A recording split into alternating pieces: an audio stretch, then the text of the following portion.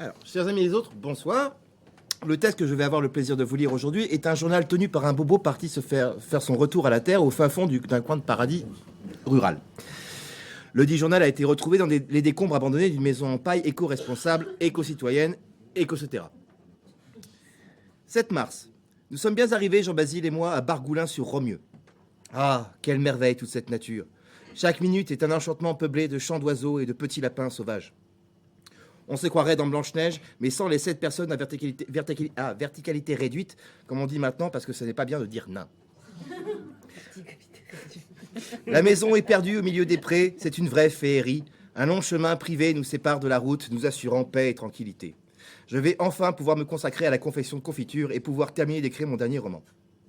Jean-Basile, lui, compte se lancer dans la vente de fromage de chèvre sur les marchés. Ça marche tellement bien. Et au vu du prix qu'on les paye à Saint-Aubin le dimanche matin, on va pouvoir rembourser le crédit de la maison en moins de 6 mois. Notre bonheur ne connaît d'égal que notre amour. 11 mars. Ce matin, nous avons eu la visite d'un habitant du Cru, notre voisin le plus proche, Marcel.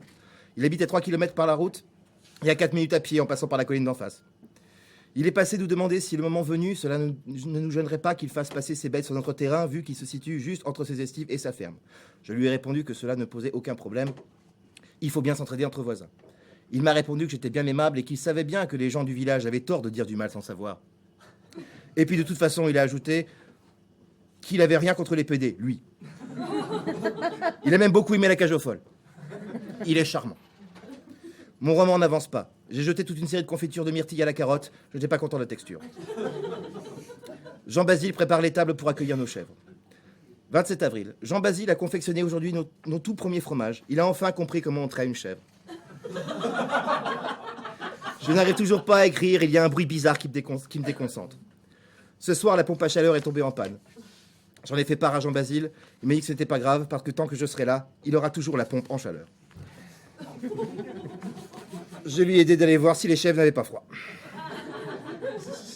28 mai. J'ai enfin compris quel était ce bruit qui me gênait. Ça s'appelle le silence. J'ai trouvé une appli qui reproduit le bruit des voitures et de la ville. J'ai fini un chapitre. Nos fromages ne se vendent pas. Il paraît qu'ils sont mauvais. On en a vendu 15 la première semaine et depuis, plus rien. Il y en a même qui sont venus nous les rendre. On ne les a jamais goûtés, nous sommes tous les deux intolérants au lactose. La pompe à chaleur est toujours en panne. L'électricien du bourg m'a promis de passer dans la semaine. Je l'ai appelé 25 fois en un mois, il n'a jamais eu le temps de venir. Mercredi dernier, il est passé. Il n'y avait personne à la maison puisque j'avais accompagné Jean-Baz au marché. Il a laissé un mot pour dire qu'il repasserait dans la semaine. Les semaines sont longues. Je compte m'investir dans la vie du village pour m'occuper. 10 juin. L'électricien est passé ce matin pour réparer la pompe. Il a oublié la pièce qu'il avait commandée. Il est reparti chez lui la chercher. Je l'attends toujours. Même avec mon appli de bruit blanc, je n'arrive plus à écrire. L'odeur des vaches de Marcel me donne mal à la tête. Je ne m'étais pas rendu compte que son exploitation entourait complètement notre propriété. Hier, 30 de ces vaches ont sauté la clôture. Elles ont piétiné mes rhododendrons, bouffé mes bégonias et ont littéralement chié partout. C'est une infection. Nous avons essayé de les chasser de chez nous, peine perdue. Elles ont pris peur et ont foutu le camp dans tous les sens. 20 d'entre elles ont foncé dans la bergerie. Les chefs sont terrorisés. Jean-Basile a mis 1 heure à récupérer Blanchette qui s'est perchée dans un arbre. J'ai téléphoné à Marcel pour qu'il vienne chercher ses bêtes. Il m'a dit qu'il passera dans la semaine. Je lui ai dit de venir avec l'électricien, ça ne fera qu'un voyage. Depuis hier, je fais partie du comité culturel de Bargoulin-sur-Romieux.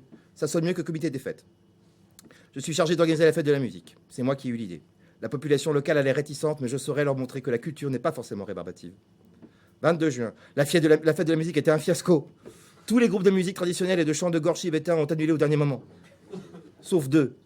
Mais à cause d'une incompréhension entre le tourneur et moi, il m'a booké un groupe de hard rock sataniste et un groupe de death metal. Les gens du village n'ont pas apprécié. Surtout quand Animal Sodomie et les fistules sanglantes ont décidé de faire un bœuf géant jusqu'à 3h du matin. Les 2 tiers du village ont porté plainte. Les gendarmes ont débarqué, un carnage. Ce matin, j'ai trouvé une chouette clouée sur la porte de la maison. J'ai pris ça pour un avertissement. J'ai démissionné de mes fonctions au comité culturel. 26 juin, la pompe à chaleur a été réparée ce matin. Elle est tombée en panne ce soir. Ça ne me fait même plus rien. J'ai pris l'habitude de me laver avec une marmite d'eau chaude que je fais chauffer sur le poêle à bois de la cuisine.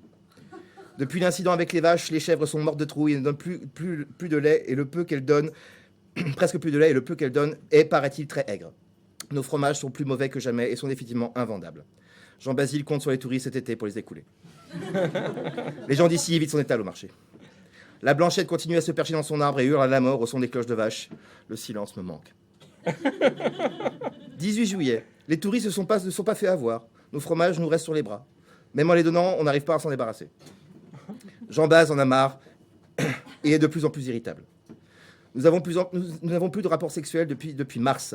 Il est persuadé que c'est parce qu'il se dégarnit, alors que c'est juste parce qu'il pue la chèvre. C'est atroce. Je veux bien faire des efforts, mais il n'y a pas marqué légionnaire. Point positif, l'électricien a réparé la pompe à chaleur. 4 août, Jean-Basile est rentré chez sa mère en claquant la porte. La vente de nos chèvres couvre à peine tous les frais d'électricien. Pour quelqu'un qui n'a jamais le temps de venir, il est rapide pour se faire payer. Il m'a envoyé une mise en demeure ce matin. Je lui ai dit que je passerai dans la semaine. Il ne m'a pas trouvé drôle. Mon éditeur non plus ne m'a pas trouvé drôle quand je lui ai demandé une avance. Après de très longues négociations, j'ai obtenu 3 000 €. J'avais un découvert de 5. La banque a tout bouffé. Je compte vendre le terrain à Marcel. Il se frotte les mains. Il a déjà fait baisser le prix de 20%, le salaud. En affaires, il n'y a pas de rapport de bon voisinage, dit-il. D'ici là, je compte mettre le feu à la maison pour toucher l'assurance. Je m'arrangerai pour qu'on croie que c'était un accident électrique. Ça tombe bien, la pompe à chaleur est tombée en panne ce matin.